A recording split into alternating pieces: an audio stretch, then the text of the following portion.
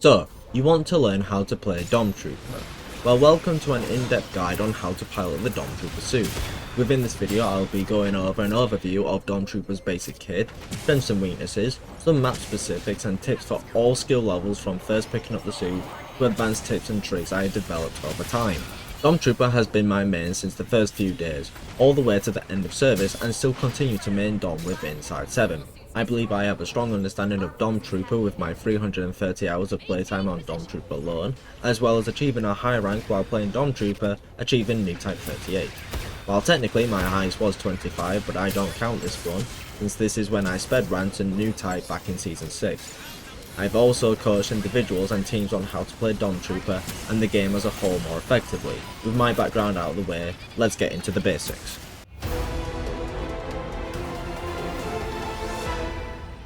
He is a 1- suit with 1100 HP.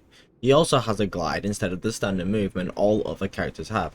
This is what usually makes or breaks people into learning Dom Trooper, but I can assure you the glide has its uses. When in game you'll notice you can't peek corners as you normally would, but you can still peek corners with this clip right here.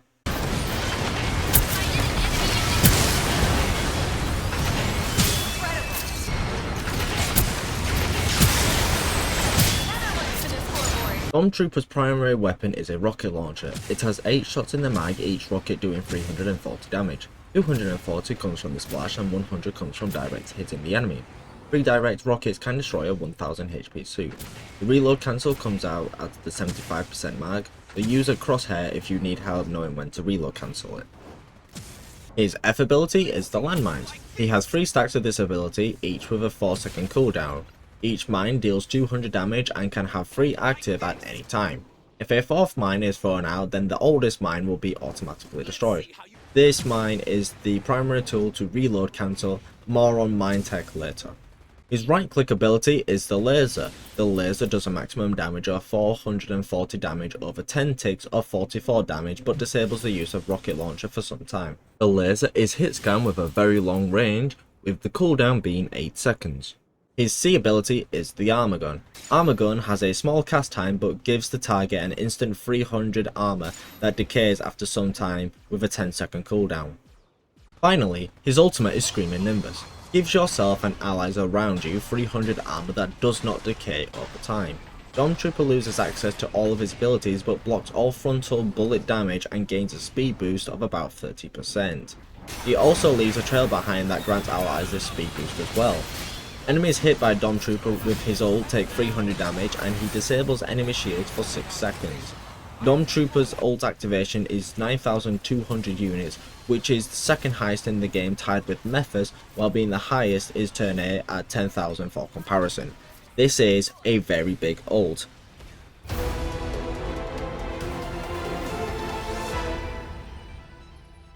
One of Dom Trooper's strengths is that he can output the most damage on the team at the end of the game unless there's a pale rider on your team.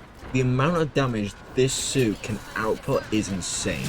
He plays best in the mid-range setting where he can have a safe distance from enemies while not having too much strain to hit those directs from afar.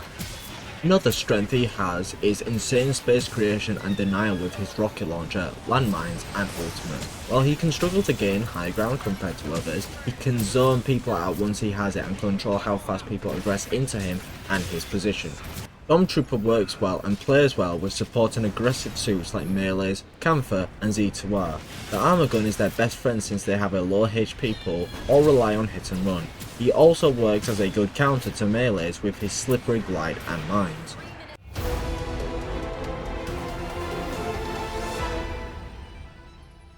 His weaknesses are DPS suits, especially in the 1v1 engagements. Dom Trooper, while being a support/DPS hybrid, loses every fight against other DPS suits in a 1v1 such as Pale, Gundam, Ash, etc, simply because of being a big boy and no access to headshots, as well as the glide being predictable. You miss a direct and straight away the enemy DPS suit has an insane advantage.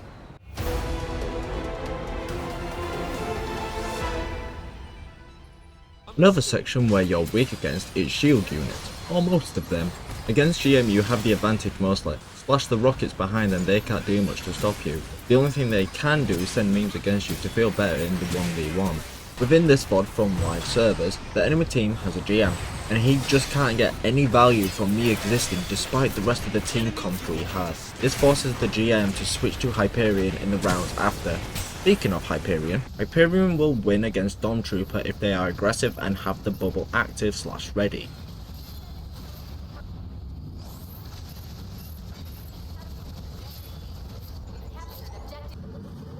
Bitch! Nah, fuck you. Stormtrooper will win if they control the high ground or have escape routes they can slide between.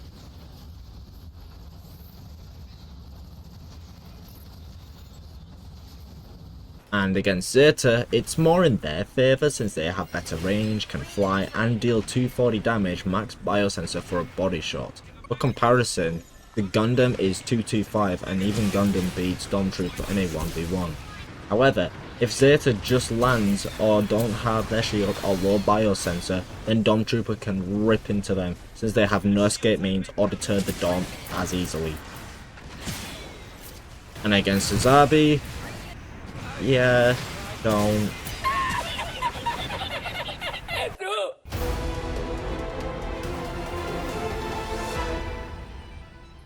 Normally, this isn't a section you would make on a guide, but for Stormtrooper it needs to be said.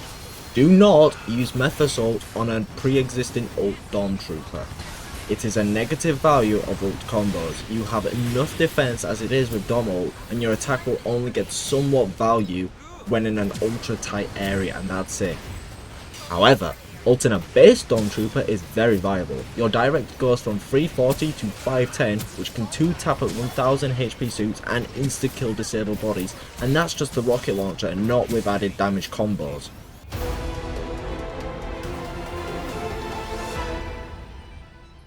Now in terms of skill floor and ceiling, the floor is rather low, I'll admit. Easy to place mines, get splash damage and get general good value. However, with what I've seen from coaching others and people maybe having 1 or 2 games on Stormtrooper, he has a higher skill ceiling than most give credit for. The first trick I always show to players is the rocket laser tech. A direct plus full laser is currently 780 damage. Reason for this is because it's pretty good burst damage, but the real value comes from range. Buy the rocket and laser next. Enemies are being tickled by the laser, so they'll be unfazed by this. Then the rocket hits and they're still taking damage from laser, and then they panic. Landing the full laser and direct is a deceptive amount of damage, but even in close range, the damage is pretty solid. Let's move on to abilities and their own tricks. The mines and laser are noteworthy mentions. The mines can be stacked to deal 600 damage on a choke point. That's more than enough to make someone back off or completely stop a push for some time. Mines can also be used in between rocket shots should you feel attacked up close by melee suits. As for the laser, it is 100% accurate even in the air. In some specific situations, you can jump up to get a cheeky kill. Small point about armor gun is to use it at the start of fights. With a 10-second cooldown, it comes back relatively quickly and 300 extra HP on anyone is a good amount. But don't forget to use it to also save lives. Moving on to the animation cancels, there are a lot of animation cancels. You can cancel most things into one another. Your primary one will be reload cancelling with a mine at the 75% mark. Here is a list of all the reloaded cancels, with some being more useful than others. Reload cancel from mine. Reload cancel from laser. Rocket to laser. Rocket to mine. Rocket to ult. Armor gun to mine. Armor gun to ult. When you practice all these animation cancels, you'll learn to put them all together. Some of the main ones I use are rocket into laser into armor into mine, rocket cancel by armor into mine, rocket into armor gun into mine into rocket. Finally, let's move on to ult use cases. I use ults for 2 different approaches, aggression and supportive. Read the situation to know which one to use. The first one being aggression. This is when you want to catch someone off guard with a flank or someone is up in your face and need to make some room. First fire a rocket, then straight away pop ult while in their face. This will do max damage of 640 within a finger click. This one is more so used on the defensive when your ults are reactive, not to use to start fights with a defensive ult. The other one is the supportive ult, where you set the tempo. This one is more so used when you are around your team using it to break a choke. You fire your armor gun on someone and then ult. Everyone around you will have plus 300 armor, and the one you armored gun will have plus 600 armor. A Camphor with 1500 HP or a Pale Rider with 1600 HP is very scary. It's also noteworthy to mention Dom's ult is the first half of the strongest ult combo in the entire game. The other part comes from Pale Rider. This combo is called Screaming Nimbus. You have the space creation and defense from the Dom Trooper ult, and the damage killing machine that is Hades.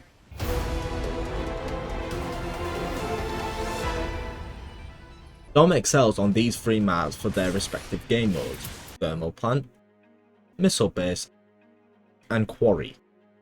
The reason for this is because they have some good decent height spots to make use of the rocket launcher, or they have key chokes you can place mines on, or if push comes to shove, use ult to breach them.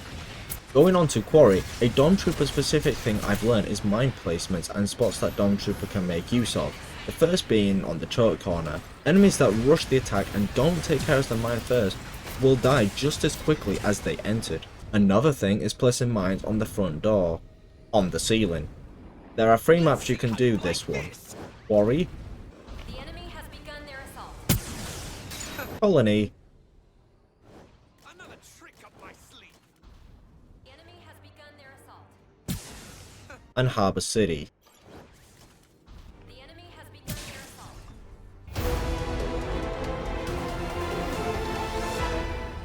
I've been coached by 2 different Dom Trooper players. Hawklight was my first, and then I had a couple of reviews from Merle, who are both high skilled Dom Trooper players, but their styles are night and day. Hawklight is no guts, no glory, relying heavily on raw damage with rockets and lasers. His high accuracy of directs allows for this and can end fights before they even start. This gives other DPS suits at least a challenge for the kill. Not only this, but his movement on Dom Trooper is more slippery than others. Merle taught me how to be patient with my attacks, forcing enemies to rush moves. A good splash is better than a complete mace, but of course a direct is better. He also taught me how to read enemies and play power positions while maintaining a fallback at all times. I wanted my own style, and so I developed my style with up close brawling. My focus was on landmines, rocket launcher and ults, leaning more into the aggro ult style as mentioned before. One strategy I would do is flank behind an enemy and lay out landmines.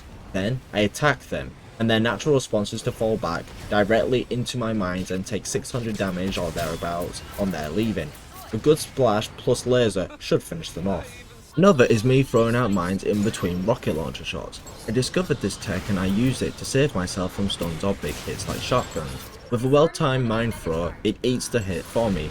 It's rather inconsistent, but knowing it exists can save me in a bad situation. So that's my guide on how to play Dom Trooper, and I hope you learn at least one thing, whether it's playing or countering Dom Trooper. Special thanks to all these players who helped me out or let me use their vids within this guide. And maybe I make more videos like this but with Susan, Z2M or even new.